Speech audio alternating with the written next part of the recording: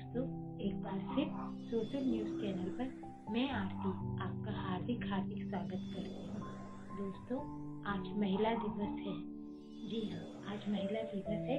इसी के लिए एक मैंने छोटी सी कविता बनाई है। उम्मीद है आपको अच्छी लगेगी। झुकने में कोई बुराई नहीं, झुकने में कोई बुराई नहीं, लेकिन तब तक जब तक वो झुकना हो किसी के सम्मान में। जी हाँ, जब तक वो झुकना हो किसी के सम्मान में, लेकिन जब झुकना पड़े तुम्हें मजबूरी में, लेकिन झुकना पड़े जब तुम्हें मजबूरी में, और कुचला जाए तुम्हारा आत्मसम्मान, और कुचला जाए तुम्हारा आत्मसम्मान, तब उठ खड़ी होना ए नारी, तब उठ खड़ी होना ए नारी, और आवाज उठाना अपने सम्मान के लिए, और आवाज उठाना अपने सम्मान के लिए। उम्मीद है दोस्तों आपको मेरी ये छोटी सी कविता पसंद आई होगी। दोस्तों, हम बात कर रहे थे 1897 में जो क्रांति हुई थी उसमें भाग लेने वाले महान योद्धाओं के बारे में। अभी तक हमने कई योद्धाओं के बारे में बात करा है। आज हम बात करेंगे बेगम हजरत महल के बारे में। जी हाँ, बेगम हजरत महल के बारे में, जिनके बारे में आज भी काफी लोग नहीं जानते हैं। तो चलिए शुरुआत करते हैं बेगम हजरत महल के बारे में। बेगम हजरत महल का नाम मोहम्मदी खानम था और उनका जन्म 1820 में फैजाबाद में हुआ था। कहाँ पर हुआ था इनका जन्म? फैजाबाद में, वो भी 1820 में, जो अवध राज्य की पूर्व राजधानी थी। उन्हें उनके माता पिता ने बेच दिया था और वो पेशे से तवाइफ बन गई थी। देखिए इनके जीवन में कितनी बड़ी दुर्घटना हुई। इन्हें इनके माता पिता ने ही बेच दिया, जिसके कारण इन्हें एक तवाइफ का जीवन व्यतीत करना पड़ा। लेकिन कहते ना, समय हमेशा एक सा नहीं होता, बदल जाता है। इनका भी बदल गया। शाही एजेंटों को बेचे जाने के बाद वे ख्वासीन के रूप में शाही हरम में शामिल हो गई, जहां उन्हें परी के रूप में पदोन्नत किया गया। देखिए उन्हें क्या है ना, जो शाही एजेंट होते हैं यानी शाही जो लोग होते हैं, उनको बेचा गया था खवासीन के रूप में। खवासीन मतलब होता है एक नारी के रूप में जो उनकी खिदमत करेगी। वहां पर वो बहुत सुंदर थी, जिसकी वजह से उन्हें परी के रूप में एक पद दे दिया गया। सभी लोग उन्हें परी कहकर पुकारते थे। चलिए आगे जानते हैं इनके बारे में। अवध के राजा अंतिम ताजदार ए अवध वाजिद अली शाह की शाही उपपत्नी के रूप में स्वीकार किए जाने के बाद, यानी अपनाने के बाद, वह बेगम बन गई थी। देखिए जो वाजिद अली शाह थे, उन्होंने उन्हें शाही उपपत्नी का दर्जा दे दिया था, जिसके बाद ये बेगम कहलाने लगी। उनकी कनिष्ठ पत्नी बन गई। कनिष्ठ मतलब जो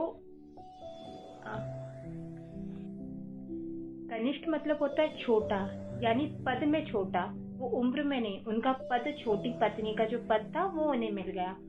उनके बेटे बिरजित कद्र के जन्म के बाद, उनके बेटे का नाम था कद्र, उन्हें हजरत महल की उपाधि दी गई। जब उनके बेटे का जन्म हो गया तो एक उपाधि दी गई, हजरत महल, इसलिए इनको बेगम हजरत महल बोला जाता है।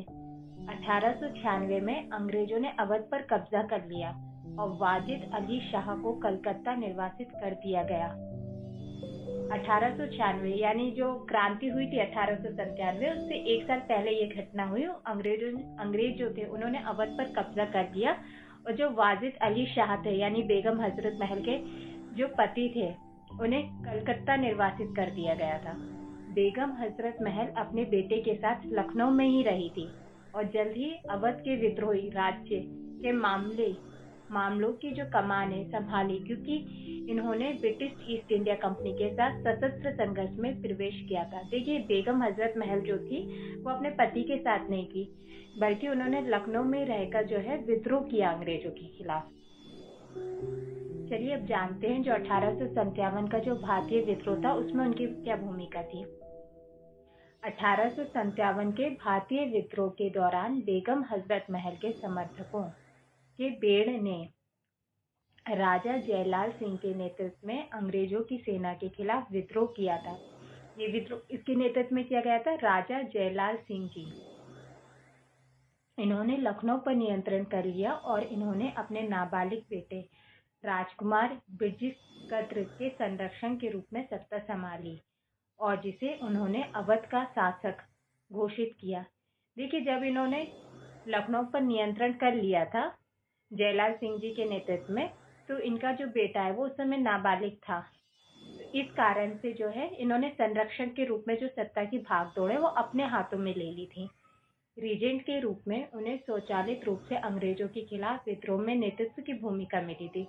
उन्होंने जो अंग्रेजों के खिलाफ जो भी विद्रोह हुआ करता था उसमें वो नेतृत्व किया करती थी। देखिए, एक महिला होकर, एक मुस्लिम महिला होकर कितनी बहादुर थी, जबकि ये किसी शाही परिवार से भी नहीं थी, एक आम सी लड़की थी, लेकिन हिम्मत होती है। इनकी हिम्मत की वजह से ये उस समय अंग्रेजों के खिलाफ खड़ी हुई जहाँ बड़े बड़े योद्धा भी हार मान जाते थे। चलिए आगे जानते हैं इनके बारे में। बेगम हजरत महल की मुख्य शिकायतों में से एक यह थी कि ईस्ट इंडिया कंपनी ने सड़कों के लिए रास्ता बनाने के लिए मंदिरों और मस्जिदों को बेतरतीब ढंग से ध्वस्त कर दिया। विद्रोह के अंतिम दिनों के दौरान जारी एक घोषणा में उन्होंने पूजा की स्वतंत्रता की अनुमति देने के ब्रिटिश दावे का मजाक उड़ाया।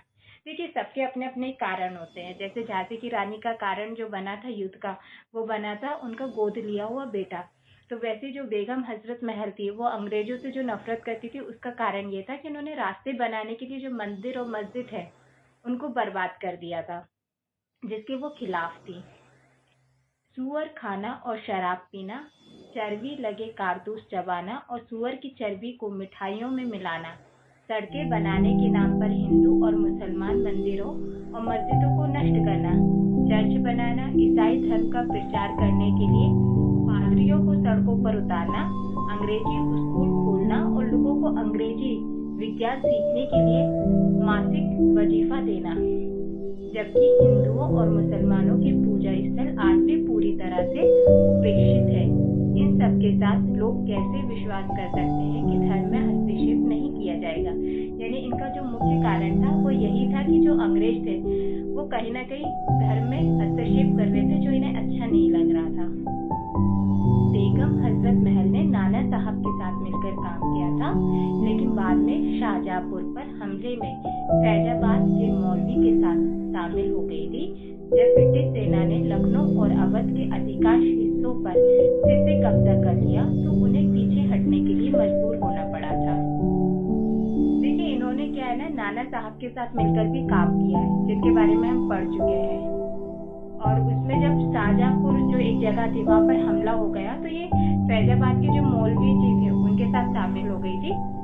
फिर जब ब्रिटिश सेना ने लखनऊ और जो अवध था वहां के अधिकांश हिस्सों पर कब्जा हो गया तो इन्हें पीछे हटना पड़ा, क्योंकि ये काफी जो कमजोर हो गई थी। चलिए इसके बाद इनके साथ क्या हुआ वो जान लेते हैं।